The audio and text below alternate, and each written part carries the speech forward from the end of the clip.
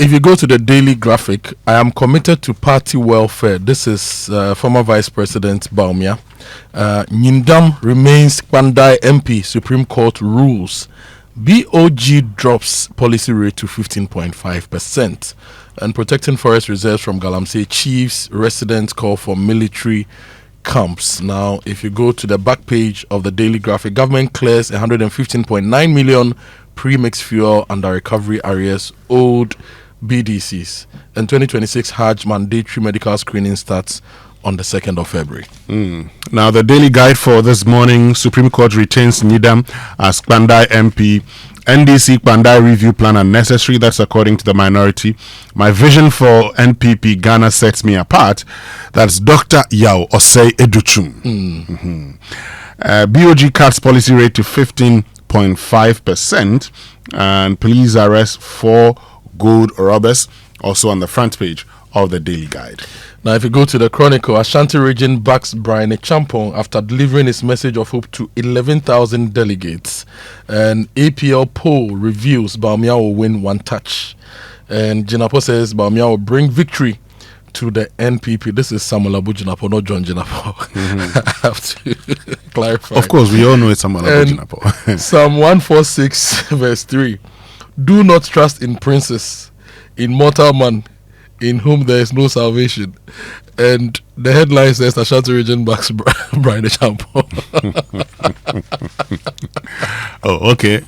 I thought it was going to be one about polls and anyway. Anyway, the polls also say that Bawumia will win 1 touch, so it can go either way. You know? I think the surprise, this is Dr. Bawumia's election to lose. It's his.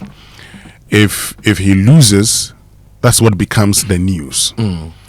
And so let's see. 2 days is a long time. 2 days are very long when it's getting close to an election.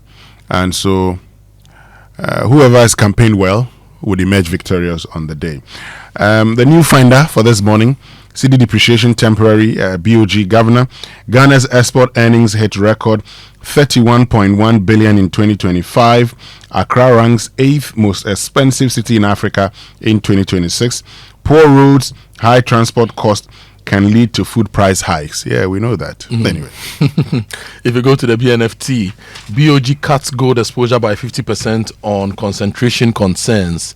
Vice President pays working visit to Ministry of Lands. And MTN supports government 1 million coders program with a $2 million investment. And the central bank has dropped the policy rate to 15.5%. Changes gear from stability to growth support. And largest bulk carrier docks at the port of Takoradi. We're recording a lot of large things in the country these days. So, yes, the largest bulk carrier docked at the port of Takoradi. Tema has also seen its fair share. Accra International, the Kotoka International Airport also has seen some really big aircraft also landing there recently. This is good for us. Great. The overseer for this morning: raw commodity exports stifling Africa's growth, President Mahama. And government to roll out national rental assistance scheme in all 16 regions, housing minister. And NPP primaries marred by insults, lax policy and leadership ideas. Lamtig Apanga there. And scholarship registrar visits Ghanaian students in Serbia, pledges timely funding. Supreme Court overturns High Court judgment on the Kpandai elections. Okay, so we can get into the details now. Before that, let's get to the online news review. And Nyindam is on the front of my Joe Online, the homepage. For 1 year, I've never had peace to work. This is the Kpandai MP after the Supreme Court victory. And he also says that, Charlie, he went broke fighting to remain in parliament. Now, more stories on Nyindam. My God has spoken, and he says that I was prepared for any outcome. Now, more from my Joe Online. Africa must be unapologetically selfish as global order fractures. This is Sam Jonah. And minority demands withdrawal of any actions treating Kpandai seat as vacant after the Supreme Court ruling. Now, Roads Minister endorses Joy FM big workout ahead of event on January 31. And yesterday he gave us 2 big deadlines that we need to follow. December 2027, Western Corridor Road should be completely done. Eastern Corridor Road should also be completely done. So those are two big things for me that I'll be looking at, and I'll be driving on those roads and reporting till they are done. Now, there's also a story about the model who moved to Ghana and wrapped her leg in the famous Ghanaian fabric. You know, she has a prosthetic leg, and this is making waves on the internet. So those are some of the stories from my joy online. If you go to citynewsroom.com, interest rates have eased. Banks now chasing customers with loans. This is BOG governor. He says the banks are now chasing the customers with loans. I'm waiting for them to come and chase me. I don't want anything above 15% per annum. Well, a bank called me and I asked the guy, "What's your rate?" I said, "No.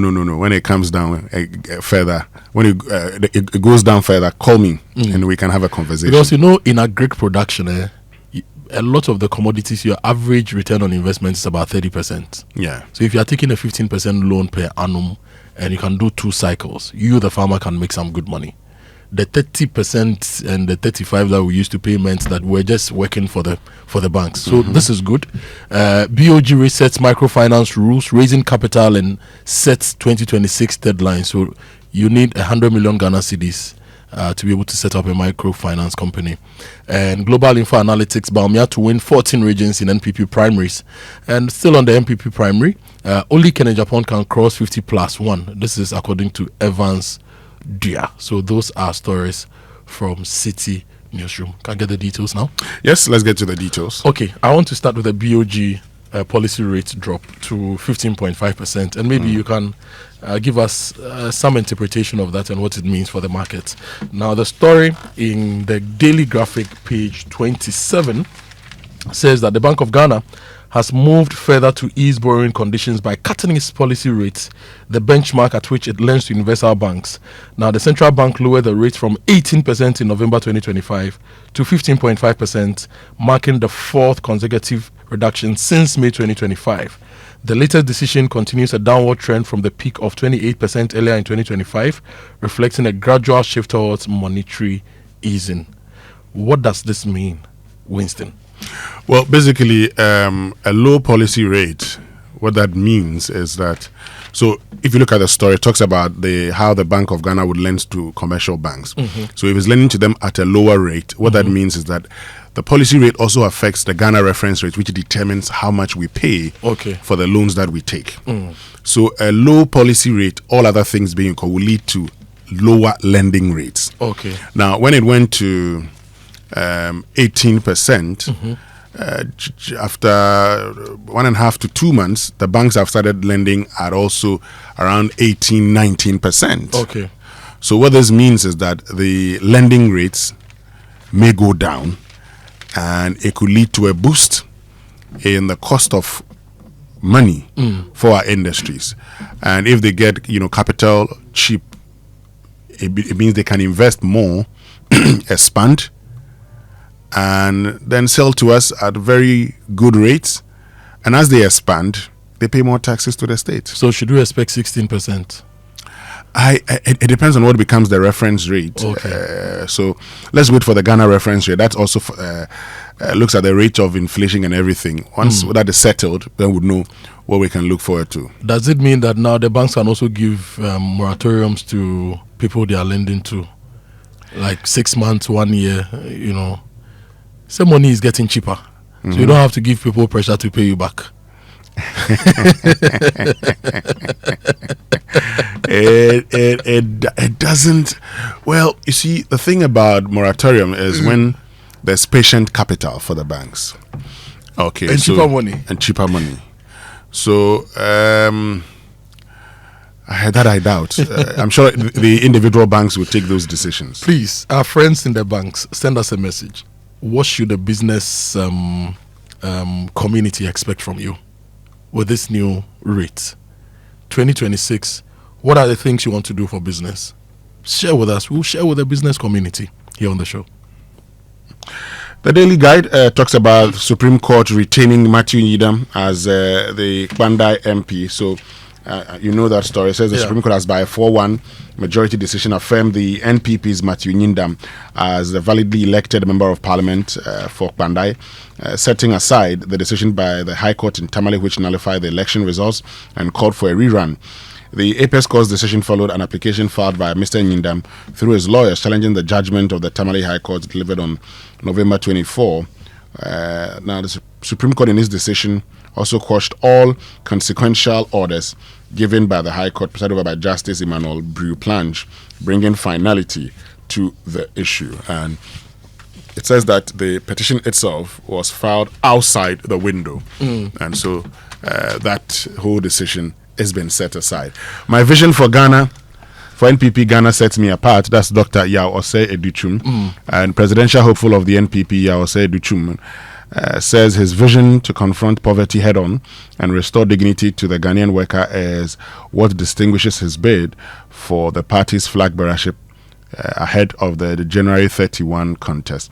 Addressing party delegates during his nationwide campaign tour, Dr. Educhum argued that the country's biggest challenge more than 6 decades after independence remains the failure to eradicate poverty and improve living standards in a sustainable way. There's one thing you would have realized in the NPP flag bearership race. I mean, many of the candidates not just talking to the NPP delegates and telling them what they would do for these delegates, but also telling them why, nationally they appeal and why they are the ones who should be flag bearer. Yeah. It's good, which means that in years to come, we would have political internal elections focusing on the development of the nation. The issues will be about the development of the nation. I'd have loved it, if these aspirants engage in a debate on issues of the states, so that we can then judge. Okay, I mean, they could also have put out their pre-election manifestos. Yes, detailed manifestos of how they want to govern the country. Okay. Based on the principles of their party. And they put them there. We all look at it. People make informed decisions based on what they want to do, and then we move on. Okay. Anyway, Ashanti region backs Brian Echampom. We are told he delivered this message of hope to 11,000 delegates, and the delegates received it very well. But Jinapo says that Bawumia will bring victory to the NPP. Now, let me take you to my Joe Online. Okay. Sam Jonah is speaking, and he says that Africa must abandon economic deference and aggressively pursue its own interest. We should not defer our hopes to other economies and other countries, but we should unapologetically look inward and drive our own growth. He was delivering the keynote address at the Africa Trade Summit 2026, and he said the era of a predictable rules-based global system is effectively over, leaving Africa dangerously exposed if it fails to act decisively. The UK Prime Minister was in China. And if you follow some of the analysis, watchers are saying that people are now going to China because there is predictability with China. They are running away from the US because Charlie Trump can go and eat some bad jollof and decide that I should slap you with 30% tariffs. And so Sam Jonah is saying that the era of a predictable rules-based global system is effectively over. So we need to decide the way we want to grow, and we need to look inward, and we need to work together as a continent. We need to be selfish. Yes, that's how he put it. Well, unfortunately, I agree with him, but one of the things we've done in Africa is that even the things that are supposed to help us, we seek international support in doing them. Okay, we're not prepared to spend. And so everything African, we're going to the EU, we're going to China, we're going to seek help. Look, Russia Africa Summit will go to Russia.